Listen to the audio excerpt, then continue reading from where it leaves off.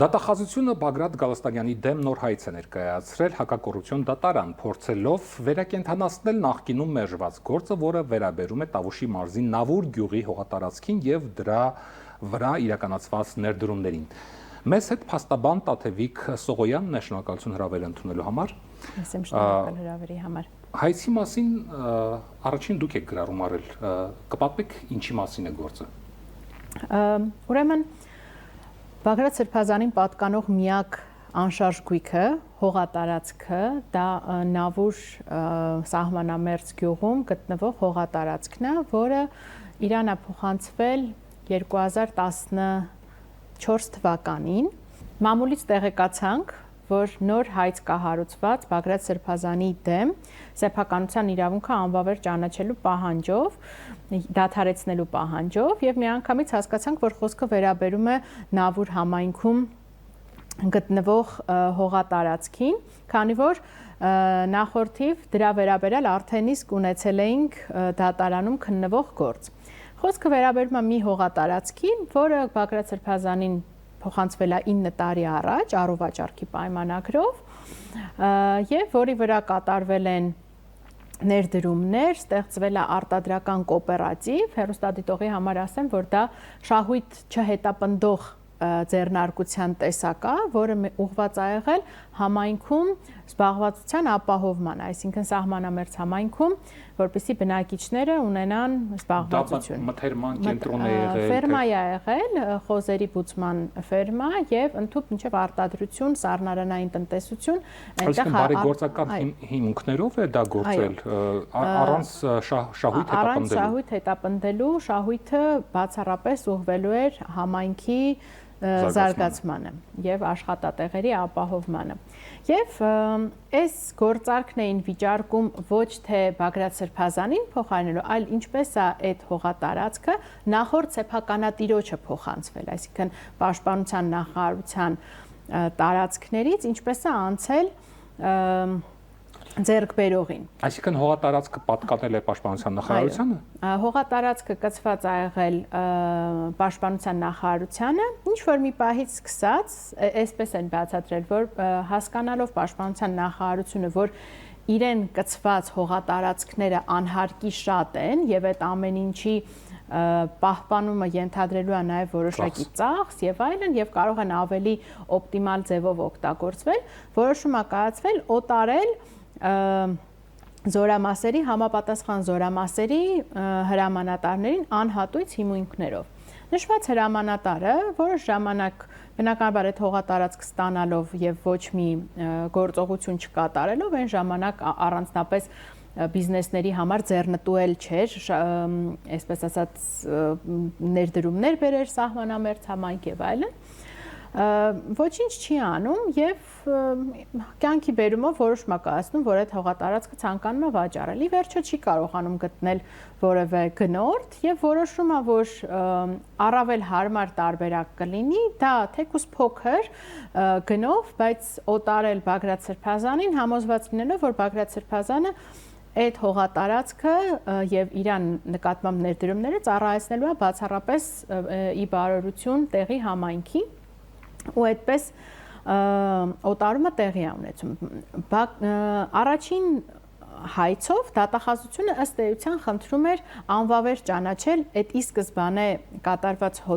գործարքը, որով օտարվել էր նախորդ սեփականատիրոջը։ Մենք իհարկե այնտեղ շատ փաստարկներ կարող էինք բերել, որպես բարեխիղճ ձեռքբերող երրորդ անձի եւ ներդրում կատարած ձեռնարկության ներկայացուցիչներ, որ դա մենք գործ ունենք բարեխիղճ սեփականատիրոջ հետ, նախ եւ առաջ պետք էր անվավեր ճանաչել են վարչական ակտը, որով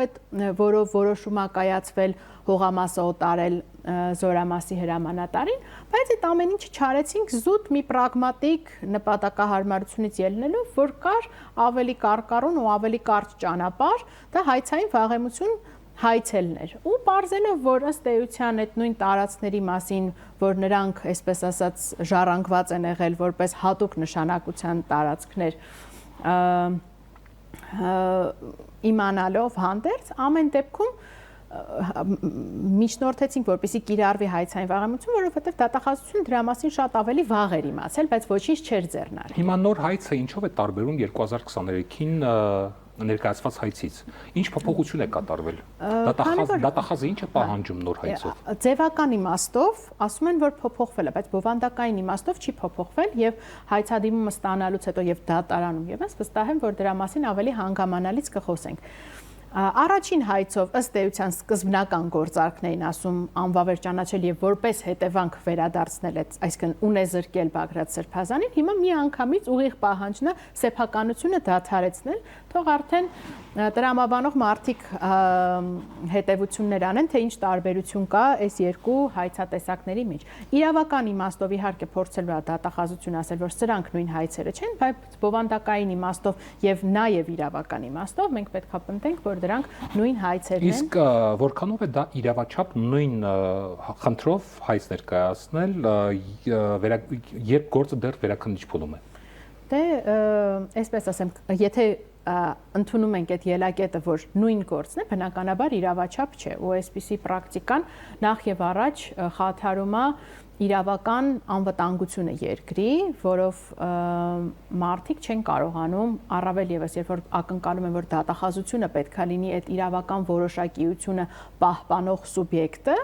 տեսնում են, որ այստեղ իրավական անվտանգության լուրջ ռիսկեր կան։ Ու պետք է նաեւ հասկանալ, թե ինչ ավելի մեծ վտանգ է հասցվում այս իրավական մեր մշակույթին, քան այն պայմանականորեն ասենք լեգիտիմ նպատակը, որ իբրև թե փորձում է դատախազությունը հետապնդել։ Բարեխիղճ ձեռքբերողից, ով որ իրավունք ուներ վստահելու, որ մարդը, ումից որ գործարք է կատարում, գնում է նոտարով ստորագրում է այդ գործարքը, կադաստրով ստանում է վկայականը, գործում է օրինական հիմունքներով եւ ինքը լեգիտիմ հնարավորություն ունի այդ հողի նկատմամբ տնօրինչական գործողություններ անել, ներդրումներ անել։ Ինչու պետք է բարեխիղճ ձեռքբերողը կրի այդ, եթե նույնիսկ ընդունենք մի պահ, որ այդ սկզբնական նոտարումը խիստ ապօրինի է եղել։ Ինչու պետք է կրի դրա հետևանքները մեկ, եւ եթե այդքան առաջնահերթ էր դատախազության համար այդ հողատարածքը վերադարձնել պետությանը, ապա կար երկու մեխանիզմ։ Առաջին, նախ եւ առաջ ճանաչել, որ հանցանք է տեղի ունեցել եւ գտնել այն մարդուն, այն սուբյեկտին, ով որ ի սկզբանե այդ հանցանքը գործել էր, փորձել նախ եւ առաջ այդ վնասների հատուցումը հայցել այդ հանցանք կատարած անձինց, սա մեկ, եւ հետո բնականաբար նաեւ հատուցելով բարեխիղճ ձեռքբերողի կրած վնասները, եւ երկրորդ, եթե այդուհանդերձ գտնում է, որ կարիք չունի ռեսուրս ծառայեցնելու հանցանքը բացահայտելու ուղղությամբ, բայց այդուհանդերձ գտնում է, որ չէ, պետք է այս մարդուն սեփականությունը չպատկանի, գոյություն ունի գերակա հանրային շահի ճանաչման կառուցակարգ, որով սահմանում են, որ այո, մարդը ում պատկանում է այս գույքը իրավաչափ տիրապետող է, բարեխիղճ տիրապետող է, բայց պիտի անպայման վերադարձվի պետությանը։ Համարժեք փոխհատուցում տանք, վերադարձնենք։ Հիմա այս գործով առաջին անձը ում հետ կատարվել է այդ գործարքը, նա ներգրաված է գործին, թե ոչ։ Եվ հետաքրքիր է, այս պահին ինչ է գործում այդ տարածքում, աշխատող տարածք է դա։ Այդ տարածքում կատարվել են ներդրումներ, մոտավորապես 1 տարուց ավելի, գրեթե 2 տարի աշխատել է ձեռնարկությունը, Շամշադին Էկոմիտ արտադրական կոոպերատիվը իր հայտնի Բիչինա արտադրատեսակով խոզերի տնտեսություն է եղել, այնտեղ նաև սառնարանային տնտեսություն է եղել, այսինքն ահռելի մեծ ներդրումներ են եղել, բայց COVID-ի համավարակի ու նաև հետագայում պատերազմի ճգնաժամը չհաղթահարելով այդ ձեռնարկության գործունեությունը առժամանակ կասեցվել է, բայց ինչ խոսք ինքը, այսինքն պատրաստի ձեռնարկություն է ու ինչու՞ չէ կարելի է մտածել հետագայում դրա վերագործարկելու մասին։ Դուք գրել եք, որ Բագրատ Սրբազանը տեղյակ չէ այս հայցհատիմումի մասին, տեղեկացված չէ։ Իրականում սա նորմալ պրակտիկա է իրավական իմաստով։ Նորմալ է այնքանով, որքանով որ հրատապ անմիջապես ոչ ոք էլ չի ծանուցվում, միայն դատական ծանուցումը ստանալուց ենք իրազեկվում, բայց քանի որ մեր լրատվամիջոցներն էլ բավականին ակտիվ են ուսումնասիրելու, մշտադիտարկելու Dataalex տեղեկատվական հարթակը, միանգամից հայտնի է դարել հենց հայցադիմումը մուտքագրելու հաջորդ օրը, որ հայցադիմումը առկա է։ Մենք եւս սխալ հասցեով։ Իհարկե սխալ հասցեով։ Որովհետև լրատվամիջոցները նշում էին, որ դա Բագրատ Սրբազանի սեփական տունն է։ Բագրատ Սրբազանը չունի իրեն պատկանող որևէ տուն, սեփականություն, այլ սեփականություն, քան Նավուր տարածքում, Նավուր համայնքում տեղակայված այդ հողատարածքն է։ Դրա համար մենք նույնիսկ շատ չմտածեցինք էլ թե այդ ինչ հայցապահանջ է, ինչ սեփականությունից պետք է զրկենք, որովհետև կատակով ասցինք Սրբազանը իրավական իմաստով մի ազատություն ուներ, մեկ էլ մի հողատարածք, երկուսից էլ փորձում են զրկել։ Ինչ կլինի արդեն ներդրումների եւ կառուցված գույքի հետ, այսինքն ներդրումների ճակատագիրը ով է կրելու։ Այդ հարցեր են, որոնք մենք պետք է բարձրացնենք դատախազության առջև։ Բնականաբար դեռևս խոսում է իրավունքի այդ անվտանգության հայեցակարգից, նախ եւ առաջ նաեւ դա նկատի ունենալով, որ ի վերջո Հայաստանի այս 30 տարվա պատմության մեջ իսեր ասո այդ Նավուր համայնքի հողերը առաջին տարածքները չեն, որոնք այսպես ասած հողային օրենսգրքի 60-րդ հոդվածով նախատեսված օտարման ոչ ենթակա հող են եղել ու պետք էր դրանք հետ բերել։ Բնականաբար շատ հողեր են այդպես օտարվել ու շատ հողերի մեջ ներդրումներ են իրականացվել։ Սա նախ եւ առաջ իրավական անվտանգության եւ երկրորդ ներդրումային բարենպաստ միջավայրի աղավաղման մասին է։ Եթե այս գործը նախադեպ դառնա, կարող է նախադեպ դառնալ հատկապես եթե դատարանը որոշի, որ այդ հողատարածքը պետք է օրինականացնել եւ վերցնել Բագրատ Սրբազանի ձեռքից։ Այդ իմաստով, եթե այդպիսի հանգուցալուծում ստանա, բնականաբար բավական վատ նախադեպի հետ են գործ ունենալու։ Այսինքն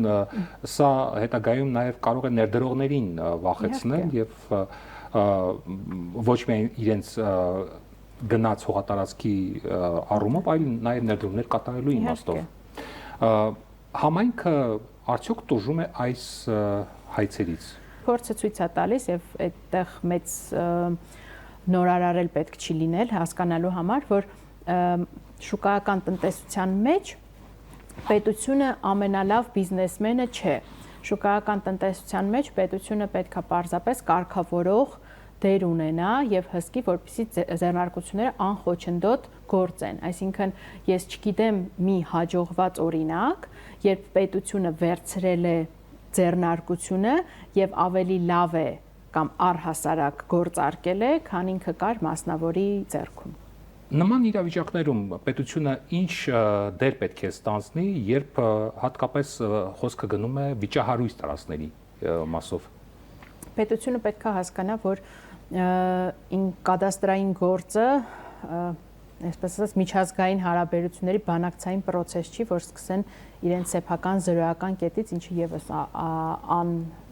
թույլատրելի պրակտիկա է, բայց ամեն դեպքում պետությունը չի կարող չեղարկել արկա իրողությունները ու արկա հողային հարաբերությունների պատմությունը։ Եվ կրկին վերադառնալով պետք է հաշվի նստի բոլոր հակադիր շահերի հետ ու հաշվի առնի, թե ինչ շահը հետապնդում եւ ինչ շահը վնասում եւ միայն սրանց համարժեք բալանսավորման պարագայում կատարի այսպիսի ռադիկալ քայլեր։ Այս գործը իր էության բնույթով կարող ենք համարել ունիկալ։ Ունիկալ է այնքանով, որքանով որ արդեն թևակողել է որպես ռեպրեսիվ գործիքակազմ, քաղաքական բռնաճնշումների համատեքստում կիրառվում է խիստ կամայական եղանակով մարդկանց դեմ։ Ես չեմ ուզում կոնկրետ տարածքներ նշել, մատնացույց անել, բայց հանրապետության հրապարակից սկսած մինչև կհասնեին Տավուշի Նավուր համայնք հազարներով են այն հողատարածքները, որոնք ոչ միայն օտարվել են, այլ նաև իրանց օտարման փաստի ուժով Հիմքում կասկածելի շատ հիմքեր ավելի մեծ ռիսկեր են պարունակում հանրության ու պետության համար, քան այս հողատարածքն է։ Շնորհակալություն մեր հարցերին պատասխանելու համար։ Մենք զրուցում էինք փաստաբան Տաթևիկ Սողոյանի հետ։ Ցտեսություն։